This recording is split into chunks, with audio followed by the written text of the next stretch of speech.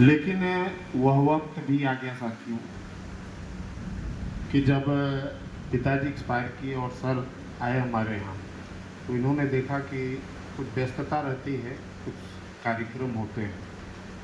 आपने कहा कि प्रवीण जी, हम रुके हुए हैं, दिन भर रहेंगे, आप अपने काम से निवृत्त होकर के हो जाएंगे तो आधा घंटा हम आपसे बात करेंगे। सर ने पूरा सिस्टम बताया कि ये जो बिजनेस आपके पिताजी करते थे, उस बिजनेस की वो रॉयल्टी अचीवर है, और इस व्यवस्था में यही है कि जो उन्होंने किया है वो सारा कुछ व्यवस्था आपके नाम से ट्रांसफ़र होना है। खुला खुला पेपर आप हमको उपलब्ध कराइए, हम लोग इसको प्रक्रिया में लगा देंगे। लगभग 1 महीने के लगभग लगा, 1 डेढ़ महीने का टाइम। उस समय कंपनी की तरफ से हमको एक टूर मिला था साथियों, उदयपुर का। उस टूर में गए, वहाँ भी माहौल को मैंने देखा, इस व्यवस्था को देखा। वहीं पर जब हमारा बिजनेस ट्रांसफ़र हुआ तो मेरे अकाउंट में पहली किस्त 73,000 रुपये की आई। मैंने सर से पूछा, सर आरसीएम से 73,000 रुपये का अमाउंट हमारे खाते में क्रेडिट हुआ है, ये क्या है? तो सर ने बताया कि प्रवीण जी, बिजनेस जो है अब आपके नाम से ट्रांसफ़र हो चुका है और आज के डेट में आप एक रॉयल्टी अचीवर हैं। तो बहुत बड़ा एक आश्चर्य हुआ कि पिताजी किए थे, मेरा योगदान 1% का भी इस बिजनेस में नहीं रहा, और आज एक मुश्त 73,000 रुपये मेरे अकाउंट में ट्रांसफ़र हो गए। तो वहीं से मैंने इस बिजनेस को साथियों समझना शुरू कर दिया, सीखना शुरू कर दिया, और आज आप हमारे गुरु हैं। आपके दिशा निर्देशन में मैं सीख रहा हूँ, आगे बढ़ रहा हूँ।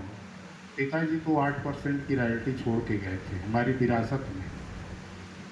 आज 4 सालों से मैं 8% रॉयल्टी का लाभ ले रहा हूँ, सर्विस भी कर रहा हूँ, और पार्ट टाइम जब भी मुझे मौका मिलता है तो अपने साथियों को समझाने का, सिखाने का प्रयास करता हूँ।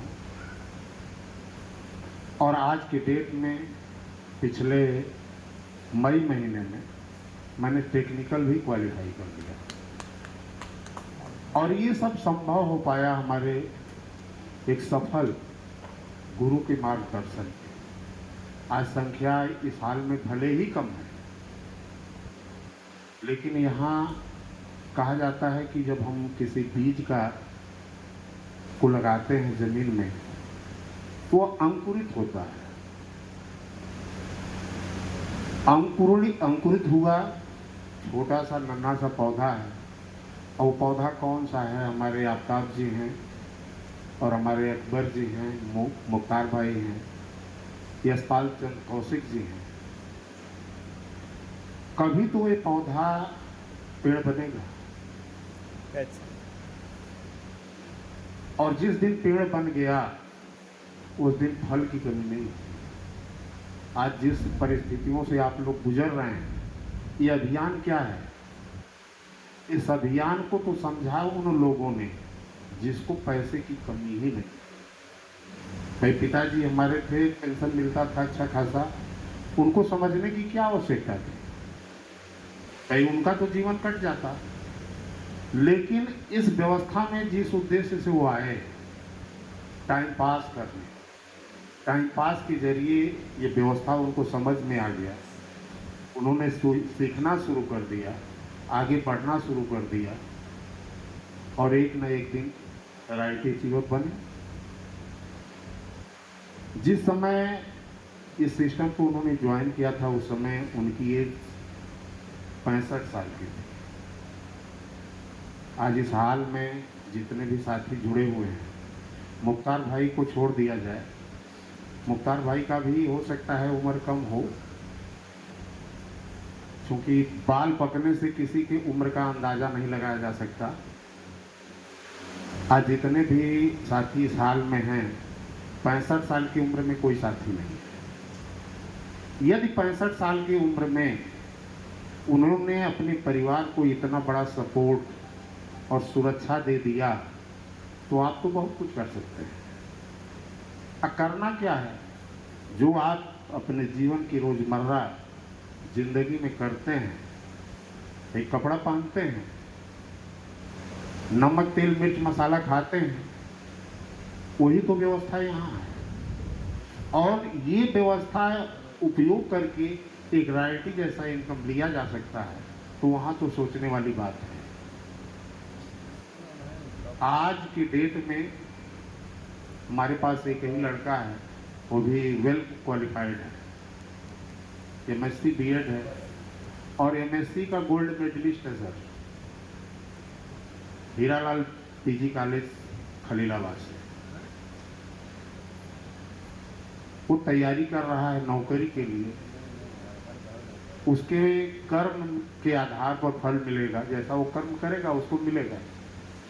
लेकिन मुझको उसको लेकर के 1% का टेंशन नहीं रहता है कि मेरे बच्चे को नौकरी मिलेगी तभी ऐसा होगा।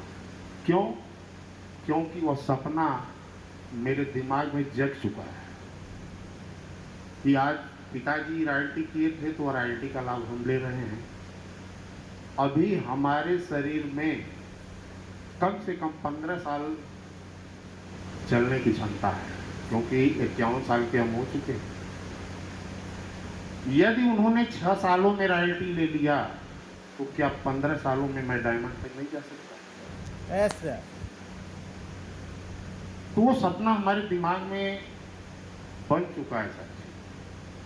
और जिस दिन डायमंड की कुर्सी पर मैं बैठूंगा, उस दिन मेरा इनकम कम से कम 25 लाख से नीचे नहीं होगा। ऐसी परिस्थिति में मैं क्या मेरे बच्चों को कहीं नौकरी करने की जरूरत पड़ेगी? नहीं। वो शहंशाह होंगे उस समय के। और जिस दिन दुनिया को छोड़ के जाऊंगा, मेरे बच्चे या आने वाली पीढ़ियां मेरे नाम को भूल नहीं पाएंगे। और उससे पहले पिताजी का फोटो रहेगा, क्योंकि पिताजी के माध्यम से इतनी बड़ी व्यवस्था, इतनी बड़ी सुरक्षा कि हर आदमी पैसे के लिए परेशान है, भाग रहा है, दौड़ धूप लगा रहा है, लेकिन उसकी जरूरतें नहीं पूरी हो पा रही, समस्याएं बढ़ती जा रही हैं। क्या एक व्यक्ति के जीवन में यदि 25 लाख रुपया पर मंथ का इनकम हो तो क्या उसकी समस्याएं बढ़ेंगी कि घटेंगी? घटेगी सर, समस्याएं जीरो। आएगी नहीं। और आज के डेट में अभी शुरुआती समय में मैंने आपको बताया कि यहाँ पूरा दिलो दिमाग से आप बैठिएगा। खरीद के खाने का तो एक बहाना है, लेकिन आपके हमारा प्रयास, अकबर जी का प्रयास, आफताब जी का प्रयास, यशपाल जी का प्रयास आपके जीवन में खुशहाली लाना है। बशर्ते हम नहीं जानते कि आज के इस प्रोग्राम से किसके दिमाग में ये बीज गया होगा, ये हमें नहीं पता है। लेकिन जिसके भी दिमाग में यह व्यवस्था घर कर गई, उनके जीवन में बहुत बड़ा परिवर्तन संभव है, असंभव नहीं है। तो ज़्यादा क्या कहूँ, हमारे गुरु हैं हमारे सामने, बहुत सारी बातें हैं। हम हमेशा आप लोगों के बीच में आता रहूँगा। एक समय था अकबर जी केवल अकेले थे, आज 5 की संख्या हो गई। और समय कितना लगा? साल भर नहीं लगा सर, जी सर, साल हो गया। 1 साल के अंदर यदि 5 लोगों को पैदा किया तो 5 सालों में कम से कम यहाँ से हजारों की संख्या होगी। क्योंकि इस व्यवस्था में कहीं से स्वार्थ नहीं है। यदि हम इस व्यवस्था को यहाँ लेकर के आए तो अकबर जी की खुशहाली के लिए लाए हैं।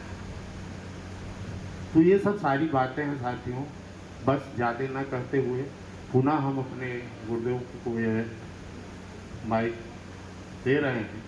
पुनः निवेदन कर रहे हैं कि गुरु के इस बात को आप लोग समझने का प्रयास करें।